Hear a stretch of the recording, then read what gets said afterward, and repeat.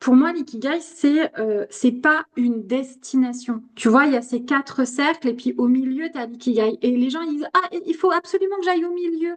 Bah non, en fait, c'est pas une destination. C'est un processus.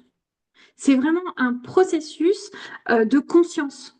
En fait, tu vas petit à petit prendre conscience des ajustements que tu as envie de faire. Et ça, c'est vraiment important parce que ça devient concret. Tu vois, c'est pas une quête abstraite. L'ikigai, c'est un vrai outil qui répond à des ressentis concrets et qui t'aide à réajuster tes choix de vie. Et tu peux le faire à tout moment de ta vie plusieurs fois. En fait, il va changer. Ok.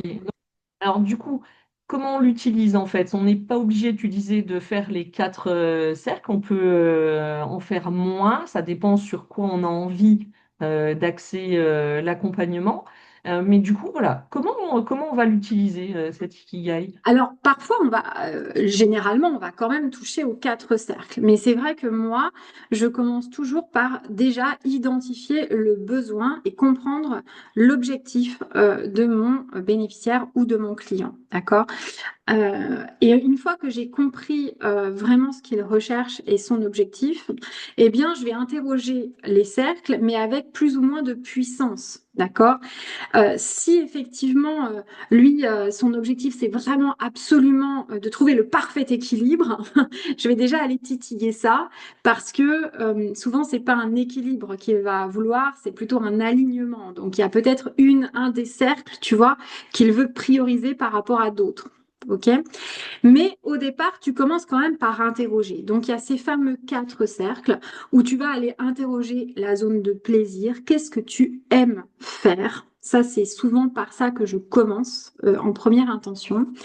Et ça, souvent, les gens répondent pas aussi facilement que ça. Parce que dans la vie, C'est vrai. on oublie de kiffer. Au fur et à mesure qu'on avance en âge et qu'on a parfois des contraintes, et ben, le plaisir, il s'oublie un peu. D'accord? Et aussi parce Donc, qu'on se pose des limites. Parce que oui, quand les poser des personnes, elles sont limites. là pour définir un nouveau projet professionnel, par exemple, moi, la dernière personne avec qui je l'ai utilisé, quand je lui ai dit, mais sortez du cadre professionnel, qu'est-ce que vous aimez faire quand vous sortez du bureau, qu'est-ce que vous aimez faire? Et parce que le but aussi, ce que je trouve passionnant, c'est de faire du lien après, deux par deux, trois par trois, Exactement. entre les cercles, pour aller pêcher d'autres idées par rapport à d'autres projets professionnels. Mais du coup, donc là, par exemple, ce monsieur, il aime beaucoup le sport, donc surtout les sports collectifs. Ça nous a permis de parler de la partie collective, le besoin de faire partie d'une C'est ça, équipe tout au à fait. travail. Mm. Et du coup, on sait que c'est quelque chose qui va être important pour lui dans son prochain métier. Donc, on ne peut pas faire sans. Qu'est-ce que tu aimes dans ce sport, en fait? Qu'est-ce qui fait que Voilà. tu aimes ce sport concrètement? Mm. Donc, c'est vrai que l'ikigai, il faut tirer le fil, il faut pas rester en surface avec ce qu'exprime la personne. Il faut vraiment que la personne qui accompagne puisse reformuler, poser des questions rebond et aller au concret, en fait. Après, on va effectivement aller interroger un autre cercle. Des fois, on va passer par la négative aussi, hein. Qu'est-ce que tu n'aimes pas? Qu'est-ce que tu ne fais pas facilement pour interroger le cercle, ce pourquoi je suis douée, par exemple, d'accord? Et après, on revient au positif. Et puis, on va aussi interroger ce dont le monde a besoin. Alors ça, il y a différentes versions d'ikigai. Il y a des ikigai qui vont peut-être le traduire différemment, ce cercle-là. Il faut prendre de la hauteur et du recul par rapport à ce qui est écrit dans le cercle. On peut imaginer, c'est ce qui m'importe, en fait. À quel moment je vais me sentir utile? Au-delà de mon job de tous les jours. Qu'est-ce que je sers de plus haut, de plus grand, en fait, que le métier à part entière que j'incarne. D'accord? Et puis après, le ce pourquoi je dois être payé, c'est pareil. Dans certaines versions de l'ikigai, on le verra autrement, hein. Je rappelle, hein, vraiment, tu l'as dit, l'ikigai, c'est un concept japonais qui, au départ, était vraiment utilisé personnellement.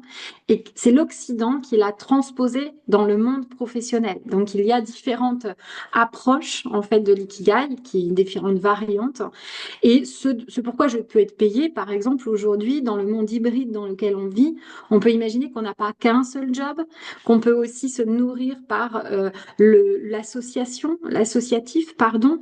Et donc, c'est en fait, qu'est-ce que je troque contre cette compétence finalement? Voilà, en quoi qu'est-ce qu'elle m'apporte? Est-ce qu'elle peut m'apporter de l'argent? Est-ce que je peux en faire autre chose? Voilà, on peut aussi voir autrement cette partie du cercle et c'est pour ça souvent que je la fais en dernier parce que elle vient un peu réduire, elle vient à la fin, en bas de l'entonnoir. Si on la fait trop vite, on se ferme un peu des portes dans l'exploration.